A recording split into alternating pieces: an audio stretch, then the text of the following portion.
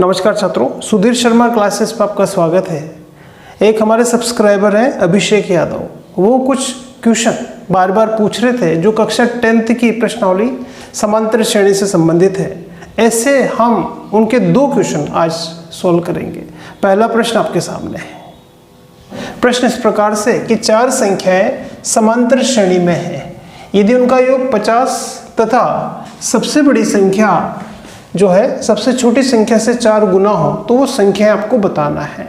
तो यहाँ बच्चों चार संख्याएं जो है वो समांतर श्रेणी में है। समांतर श्रेणी का मतलब बराबर बराबर डिफरेंस से चार संख्या में बतानी है और वो इस तरह से होगी कि उनका योग 50 आए। तो वो चार संख्या मान लेंगे। प्रश्न इस प्रकार से था कि चार संख्या में बतानी है, तो माना वे चार संख्याएं इस प्रकार से है। पहली है a, दूसरी a+d, तीसरी a+2d और अगली है चौथी a+3d। तो यहाँ इससे ये संख्या d ज़्यादा है, इससे एक संख्या ये d ज़्यादा है, इससे फिर ये संख्या d ज़्यादा है। अब प्रश्न ये कह रहा है कि जो चार संख्याएं हैं वो इस तरह से कि उनका टोटल 12 आना चाहिए। तो प्रश्नानुसार ये जो चारों संख्याएं हैं, a पहली संख्या प्लस दूसरी संख्या प्लस तीसरी संख्या और चौथी संख्या, वो ही कह रहे हैं कि चारों संख्या इस प्रकार से है कि इनका टोटल 50 आना चाहिए। तो हमने सबको जोड़ के 50 कर दिया। देख रहे हैं आपके a यहाँ 4 बार आ रहा है, तो उसको हम कहेंगे 4a और d, 1d और 2d, 3d और 3d, 6d बराबर 50। तो एक हमें यहाँ समीकरण प्राप्त हो रही है। इस पूरी समीकरण में 2 का भाग जा रहा है, तो इसको हम लिख सकते हैं इस सभी में 2 का भाग दे दो। इसमें 2 का भाग जाएगा 2 बार, सब आधा हो जाएगा 2 का भाग देने से। इसमें 3 बार जाएगा बराबर 25। तो ये है इक्वेशन नंबर फर्स्ट। अब हमें एक और इक्वेशन चाहिए, उसके लिए ध्यान दीजिए। वो कह रहे हैं कि यहाँ सबसे बड़ी जो संख्या है वो सबसे छोटी संख्या से 4 गुना है। अगर अपन मान लें कि ये सबसे बड़ी संख्या है, तो ये जो सबसे बड़ी संख्या है प्रश्न के हिसाब से सबसे छोटी संख्या से 4 गुना है। तो इसको हम यूँ लिख सकते हैं कि प्रश्नानुसार सबसे बड़ी संख्या मतलब a+3d और सबसे छोटी संख्या, वो ये नहीं कह रहा कि ये और ये बराबर है, वो ये कह रहा है कि इससे ये 4 गुना है, मतलब ये ज़्यादा है। मतलब ये अगर 10 है तो ये 40 है। और आपको इनको यहाँ पे समीकरण बनानी है, मतलब यहाँ पे आपको बराबर लिखना है। जैसे कि 10 से ये 4 गुना है, तो अगर आप यहाँ बराबर करना चाहते हैं तो पहले ये और ये पक्ष बराबर करो। ये इससे ये 4 गुना है तो इसको हम 4 से गुणा करेंगे तो ये बराबर हो जाएगा। तो इसी तरह से ये भी कुछ इसी टाइप की संख्याएं हैं।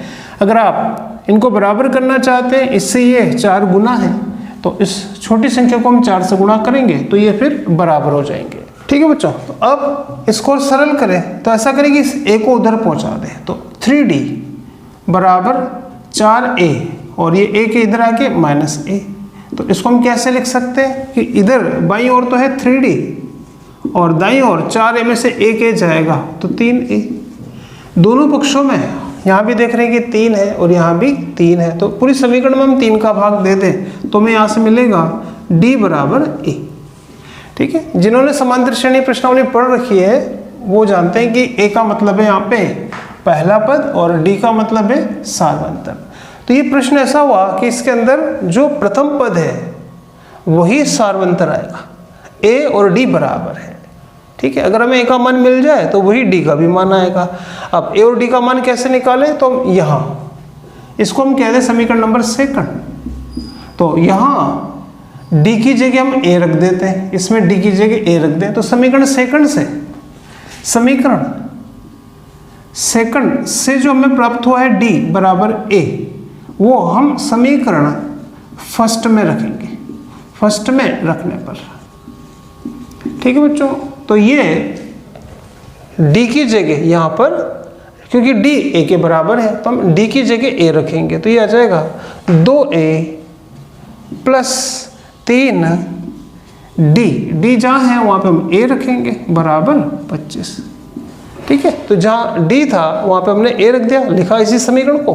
तो 2a प्लस 3a 25, 2a और 3a को जोड़ेंगे तो ये आएगा 25a बराबर 25। हमें 5a बराबर 25 आया। तो a का मान आएगा 25/25।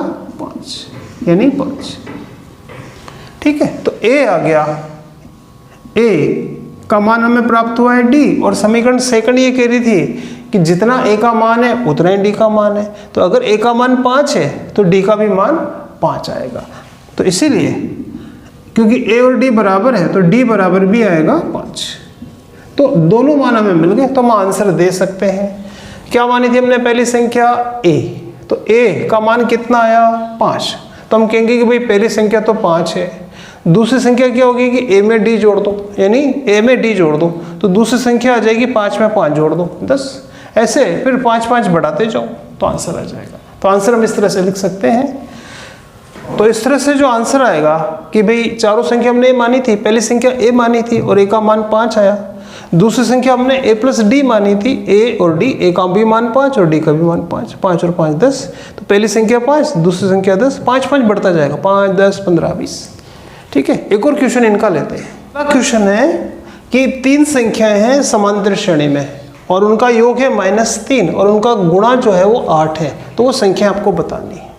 तो जैसे पिछले क्वेश्चन के अंदर 4 संख्याएं थी, तो यहाँ पे 3 संख्याएं हैं, वो हमें 3 संख्याएं क्या है बताना है। तो हम मान लेंगे, ठीक है बच्चों, तो यहाँ हम वो जो संख्या मानेंगे वो इस तरह से कि पहली संख्या a माइनस डी है, दूसरी संख्या a है और तीसरी संख्या a प्लस डी है। कभी भी अगर आपको समांतर श्रेणी में 3 संख्या माननी हो तो आप ये मानेंगे, पहली संख्या, दूसरी संख्या, तीसरी संख्या, इससे d ज़्यादा है ये, इससे d ज़्यादा है ये, यानी तीनों संख्या समांतर श्रेणी में। वो क्या कह रहा है प्रश्न कि 3 संख्या ऐसी है कि उनका जोड़ जो है वो -3 आना चाहिए। तो प्रश्नानुसार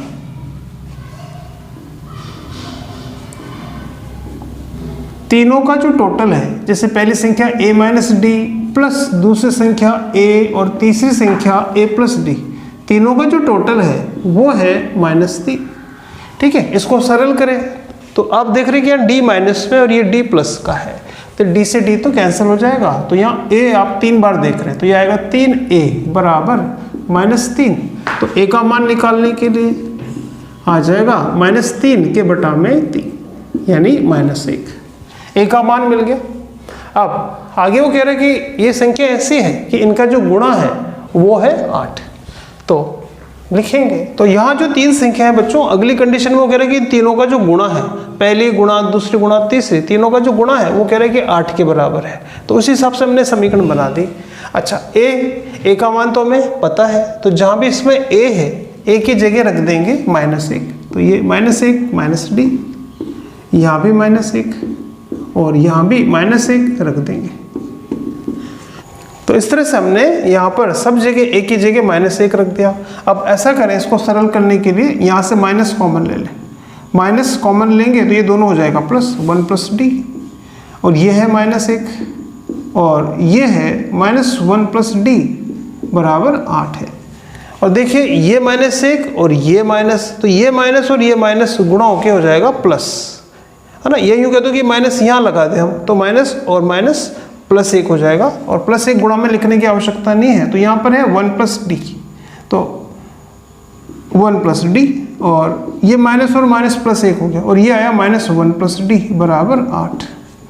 ठीक है, यहाँ वो सूत्र काम में आ रहा है कि a माइनस बी और a प्लस बी, 2 पद जो यहाँ है वही यहाँ पर है, लेकिन ये एक पद यहाँ माइनस का और यहाँ पे प्लस का। तो इसको हम ऐसे लिख सकते हैं समझने के लिए, भाई d+1 को इस तरह से d+1 और ये d आगे ले लें और 1 को पीछे कर दें, तो अब ये समझ में आ जाएगा a प्लस बी और a माइनस बी, तो ये हो जाएगा a का स्क्वायर माइनस b का स्क्वायर बराबर 8। ठीक है, तो ये लिख सकते हैं कि d का स्क्वायर -1 बराबर 8, -1 उधर पहुँचा दें तो d स्क्वायर बराबर आएगा 8 + 1 यानी 9, तो d स्क्वायर बराबर 9। इसके लिए अगर d स्क्वायर बराबर 9 है तो हमें d का मान चाहिए, इसके लिए 9 का वर्गमूल लेंगे, 9 का वर्गमूल होगा 3। तो यहाँ d का मान हमें मिला 3 और a का मान मिला हमें -1। ठीक है, तो ये 2 मान हमें मिल गए, इस आधार पर हम इसका आंसर दे सकते हैं। ठीक है बच्चों, तो आंसर हम इस तरह से देंगे कि हमने पहली संख्या मानी थी a माइनस डी, a का मान कितना आया था, तो a का मान आया था -1, तो a की जगह तो हम रखेंगे -1, और d है ना, d का मान आया था 3, तो a का मान माइनस d का मान, तो ये आएगा -4, दूसरी संख्या हमने मानी थी a और a का मान है -1 और तीसरी संख्या है a प्लस डी, a का मान है -1 प्लस डी यानी 2। तो इस तरह से वे जो संख्याएं हैं वो इस तरह से है। और आप देखिए इन तीनों संख्याओं का जो योग है वो तो आएगा -3, -4, -1, -5 और +2 यानी -3। और इनका जो गुणा अगर आप करोगे -4 गुणा -1 इंटू 2 तो ये आएगा 8 के बराबर। तो ये थे बच्चों जो हमसे पूछे गए थे प्रश्न। धन्यवाद।